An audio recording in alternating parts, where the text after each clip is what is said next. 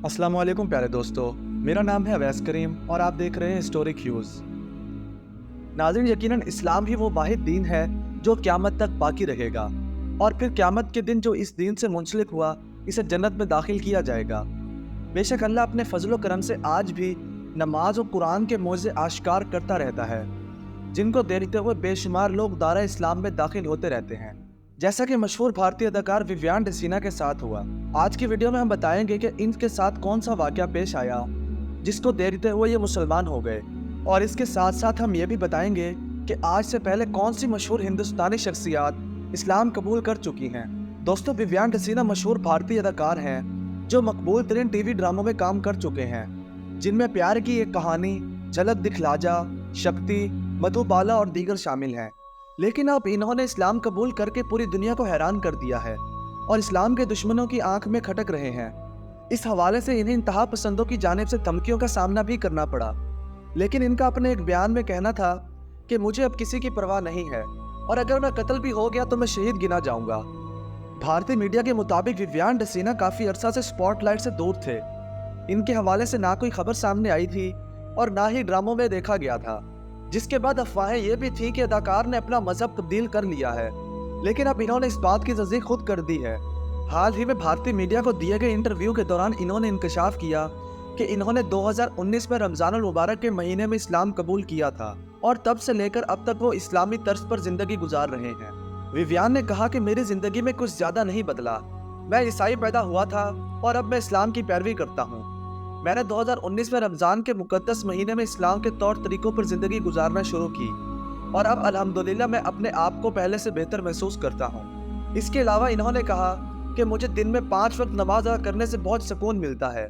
नाज़रीन, सिर्फ ये ही नहीं बल्कि इनसे कबल बहुत से अदाकार कबूल इस्लाम का शर्फ हासिल कर चुके हैं, जैसा कि जनूबी एशिया के सबसे कम उम्र म्यूज़िक डायरेक्टर का एजाज़ रखने वाले हिंदुस्तानी मौसीकार युवन शंकर राजा अपनी माँ के इंतकाल के बाद इस्लामी तालीमात से मुतासिर होकर हाल ही में मुसलमान हो चुके हैं। अपने एक इंटरव्यू में युवन शंकर का कहना था कि इनके वालिदैन कट्टर हिंदू थे और अपने अकायद में इस कदर पुख्ता थे कि अगर घर में गिलास भी टूट जाता तो वो किसी पंडित को बुला लाते थे। 2011 में अपनी वालदा के इंतकाल के बाद वो खासे बेसुकून रहे, जिसके बाद इनके एक दोस्त ने एक मुसल्ला दिया कि जब भी अपनी वालदा की याद में दिल बोझल हो तो इस मुसल्ले पर बैठ जाया करो। मुसल्ले पर बैठने के साथ ही वो ज़ारो कतार रोने लगे और अल्लाह तबारक व तआला से अपने गुनाहों की माफ़ी मांगने लगे। इस वाक़े ने इनकी रूह को तरोताज़ा कर दिया और इसके बाद इन्होंने कुरान करीम का मुताला शुरू कर दिया। युवन शंकर के मुताबिक जैसे जैसे इन्होंने कुरान को समझना शुरू किया तो इन पर इस कायनात की हकीकत आश्कार होने लगी और बालाखिर जनवरी 2014 में इन्होंने बाकायदा तौर पर मुसलमान होने का फ़ैसला कर लिया।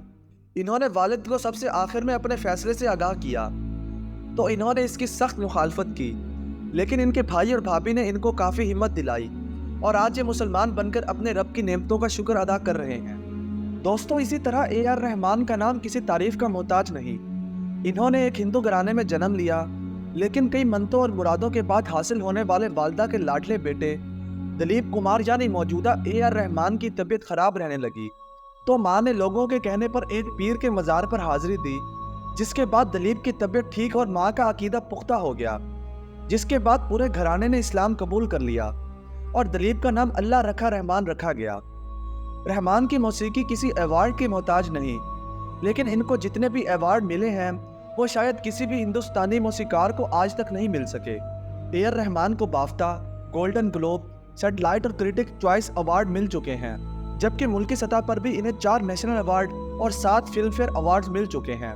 तामिल फिल्मों में भी रहमान की मौसीकी बहुत मकबूल है और इस इंडस्ट्री ने भी इन्हें 1-2 नहीं बल्कि 12 अवार्ड से नवाजा है। इन्होंने 2005 में अपना जदीद आलात से लेस स्टूडियो बनाया, जो इस वक्त एशिया का सबसे बड़ा स्टूडियो माना जाता है। इनकी मौसीकी में मगरबी धुन सुनाई देती है, कभी आपको बहते झरने की सदा और क्लासिक म्यूजिक, कभी सूफी संगत और कभी जाज। नाज़रीन ग्रामी, अब आपको एक ऐसी फैश मॉडल की कहानी सुनाते हैं जिन्होंने सारी ज़िंदगी फहाशी को प्रमोट करने के लिए काम किया। इसका नाम सारा अबू बकर है, जो अमेरिका के एक बड़े और खूबसूरत शहर में पली बड़ी है। इसका अपने एक इंटरव्यू में कहना था कि आम अमेरिकी लड़की की तरह मेरी ज़िंदगी का महवर और मकसद भी अपनी निस्वानी खूबसूरती को निखारना और इस पर ज़्यादा से ज़्यादा तवज्जो देना था। जवानी में कदम रखने के साथ ही मैंने अमेरिका के शहर फ्लोरिडा में मियामी के साहिल के करीब रिहाइश इख्तियार कर ली। मेरा लाइफस्टाइल लग्जरी था और मैं ऐसे ज़िंदगी गुजार रही थी जो यकीनन हर किसी का ख्वाब होता है। फ्लोरिडा जैसे खूबसूरत शहर में साहिल समंदर के किनारे रहना, एक से एक खूबसूरत और ब्रांडेड लिबास पहनना और नए नए स्टाइल अपनाना ताकि मैं अपनी नज़रों में बुलंद हो सकूं और लोगों की ज़्यादा से ज़्यादा तवज्जो हासिल करके मकबूल हो सकूं, मेरा भी शौक़ था। मैंने वही किया जो हर इंसान अपनी ज़िंदगी को बेहतर बनाने के लिए करता है और जो शायद हमें बचपन से ही सिखाया जाता है।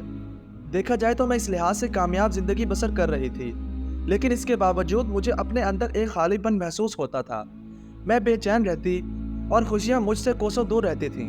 अपने अंदर के खला को दूर करने के लिए मैं पहले से ज़्यादा खूबसूरती पर तवज्जो देने लगी। मैंने एक सोशल एक्टिविस्ट बनकर ज़िंदगी गुजारने का फ़ैसला किया और ख़वातीन के हकूक़ के लिए काम करना शुरू कर दिया और जल्द ही इस फील्ड में मकाम मर्तबा भी हासिल कर लिया और मैं बड़ी कैंपेन को चलाने लगी। एक इंतहाई मसरूफ़ और भरपूर ज़िंदगी गुजारने के बावजूद मेरे अंदर का खला बढ़ता रहा। इस खला को कम करने के लिए मैंने शराब पीना शुरू कर दी, लेकिन मुझे जल्द ही एहसास हुआ कि ये सब मेरे दर्द की वक्ती दवा है, क्योंकि इस कैफियत से बाहर आने के बाद मैं पहले से ज़्यादा तकलीफ में आ जाती हूँ। मुझे लगा कि इंसानी हकूक़ के नारे मखलूक को मखलूक से मिलाने का ज़रिया है, लेकिन खालिक का जिक्र कहीं नहीं है। मुझे लगता कि मैं फ़ैशन की ग़ुलाम हूँ और मेरी ज़िंदगी का मकसद लोगों के दरमियान मकबूलियत हासिल करने के सिवा कुछ नहीं। मैंने इस अंधेर गली से निकलने के लिए मुख्तलिफ मज़ाहिब के बारे में जानना शुरू कर दिया और फिर मुसलमानों की मजहबी किताब कुरान करीम का तर्जमा मेरे हाथ लगा। मैं इस वक्त तक इस्लाम और मुसलमानों के बारे में इतना जानती थी कि मुसलमान औरतें टेंट पहनकर घर से निकलती हैं और इनके महरम, मर्द, बाप भाई और इनके शौहर इनके साथ घरों में मारपीट करते हैं। इस्लाम के साथ दहशतगर्दी का तज़किरा भी मैंने सुन रखा था, लेकिन जब मैंने कुरान पढ़ना शुरू किया तो मुझे ऐसा लगने लगा कि जैसे मुझे मेरे सवालों के जवाब मिल गए हों, मेरे दिल और रूह को ग़िज़ा मिल गई हो, मेरे अंदर का खला ख़त्म होने लगा और फिर मैं मुसलमान हुई और मैंने अपना ताल्लुक़ खालिक से जोड़ लिया। मैंने अपने लिए एक अबाया और हिजाब ख़रीदा और जब मैं पहली मरतबा हिजाब और अबाया पहनकर घर से निकली तो मुझे अपने अंदर तक सुकून उतरता महसूस हुआ। मैंने ज़िंदगी में पहली मरतबा खालिक की निगाहों में बेहतर बनने के लिए लिबास पहना था और मुझे अब लोगों की परवाह नहीं थी। ये वही गलियां, मोहल्ले और सड़कें थी जिन पर पहले ब्रांडेड और मगरबी लिबास और बिकनी पहनकर घूमा करती थी। मैं बिकनी पहनकर घूमने को ख़वातीन की आज़ादी का निशान समझती थी, लेकिन मुझे अब समझ आ रहा है कि आज़ादी क्या है। मैं सारी ज़िंदगी जिस लग्जरी लाइफस्टाइल के पीछे भागती रही, इसमें ना तो सुकून था और ना ही खुशी। सुकून तो सिर्फ अल्लाह की रज़ा हासिल करने में था, ना कि लोगों की निगाह में अच्छा बनने में। मैं अब भी ख़वातीन के हकूक़ के लिए काम करती हूँ, लेकिन मैं अब हिजाब को ख़वातीन के लिए आज़ादी समझती हूँ और मैं चाहती हूँ कि हर मुसलमान औरत आज़ादी के साथ अपना हिजाब पहन सके। औरत कोई शोपीस नहीं है और इसकी ज़िंदगी का मकसद खूबसूरत दिखाई देना नहीं है। मुझे अब ये बात समझ आ चुकी है।